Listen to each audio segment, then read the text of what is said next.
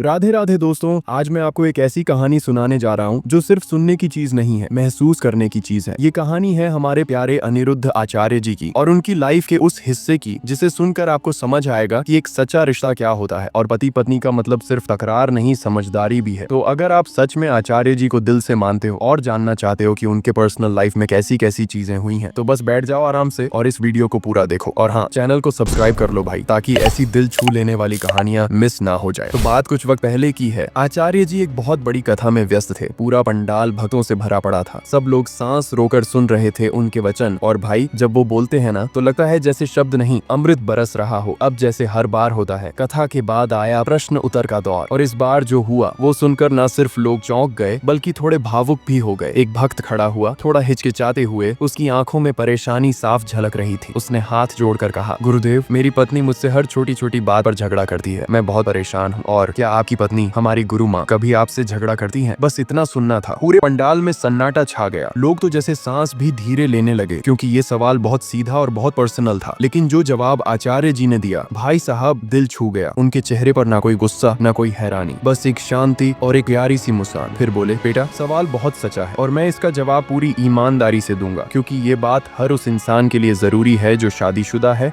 या शादी के बारे में सोच रहा है। आचार्य जी ने बताया कि जब उनकी शादी हुई थी, तब उनके पास ना बड़ा मंच था, ना नाम, ना फॉलोअर्स। मैं तो एकदम साधारण इंसान था। कई बार तो 2 वक्त की रोटी भी मुश्किल से मिलती थी। लेकिन उस वक्त भी मेरी पत्नी ने, जो अब गुरु माँ है, एक भी बार शिकायत नहीं की। न कभी कुछ मांगा, न ताने मारे, न कभी कहा कि तुम कुछ नहीं कर पाए। उल्टा हमेशा मेरा हौसला बढ़ाया। उनकी ये बात सुनते ही पंडाल में बैठे लोग तो एकदम इमोशनल हो गए। फिर बोले, जो आज मैं हूँ वो सिर्फ राधा रानी की कृपा नहीं, मेरी पत्नी के त्याग और भरोसे की वजह से हूँ। उन्होंने मुझे कभी अकेला महसूस नहीं होने दिया। जो भी कुछ है उसी के कारण है। अब जरा सोचो, इतना बड़ा इंसान इतनी विनम्रता से अपनी बीवी के त्याग को याद करता है। ऐसे नहीं बनते रिश्ते यार, ये होता है असली प्यार। फिर आचार्य जी ने पंडाल में बैठे सब लोगों को देखा और कहा, मैं सभी पत्नियों से कहता हूँ, जब पति परेशान हो तब उसे और गिराने की जगह उसे थाम लो, उसका सहारा बनो। और पतियों से कहता हूँ, अपनी पत्नी के योगदान को कभी हल्के में मत लेना, ये घर की रीढ़ होती है। भाई, ऐसा जवाब सुनकर जिसने भी वो सवाल पूछा था, वो तो रोते हुए चरणों में झुक गया। लेकिन सिर्फ वही नहीं, पूरे पंडाल में एक एहसास गूंज रहा था, रिश्तों को निभाने का। एक और किस्सा आचार्य जी के जीवन से जुड़ा है। जब वो लगातार कथाओं के लिए बाहर जा रहे थे, एक शहर से दूसरे शहर, घर पर गुरु माँ थी, सब कुछ अकेले संभाल रही थी, घर, बच्चे, आश्रम, जिम्मेदारियां, और जाहिर है थकान तो होनी ही थी। जब आचार्य जी वापस आए तो सोचा कि हमेशा की तरह गुरु माँ मुस्कुराकर स्वागत करेंगी, लेकिन इस बार वो थोड़ी सी चुप थी। फिर क्या था? आचार्य जी ने तुरंत पूछा, क्या बात है, आप थकी लग रही है। गुरु माँ ने हल्के से मुस्कुराकर कहा, आप तो थे नहीं, सब कुछ अकेले संभालना पड़ता है, थोड़ा थक गई हूँ बस। अब कोई और होता तो कह देता, मैं तो सेवा में लगा हूँ। लेकिन आचार्य जी बिल्कुल अलग जवाब दिया। बोले, हाँ, ये मेरी गलती है कि मैं तुम्हारी थकान नहीं समझ पाया, सॉरी। ये सब करना आसान नहीं है। अब सोचो, इतना बड़ा इंसान लेकिन इतना डाउन टू अर्थ। फिर तो गुरु माँ की आंखों में आंसू थे, लेकिन इस बार थकान के नहीं, प्यार और सम्मान के। और उसके बाद जब भी आचार्य जी घर पर होते, छोटे छोटे कामों में मदद करते, बच्चों को पढ़ाते, किचन में हाथ बंटाते, आश्रम की व्यवस्थाओं में साथ देते। क्यों? क्योंकि रिश्ता सिर्फ बोलने से नहीं, निभाने से बनता है। तो दोस्तों, ये थी उस इंसान की कहानी जो सिर्फ मंच से नहीं सिखाता, अपने जीवन से जीकर सिखाता है। अगर आपको ये वीडियो दिल से अच्छा लगा हो तो प्लीज लाइक ठोको, चैनल सब्सक्राइब करो और इस वीडियो को शेयर कर दो अपने उन दोस्तों या रिश्तेदारों को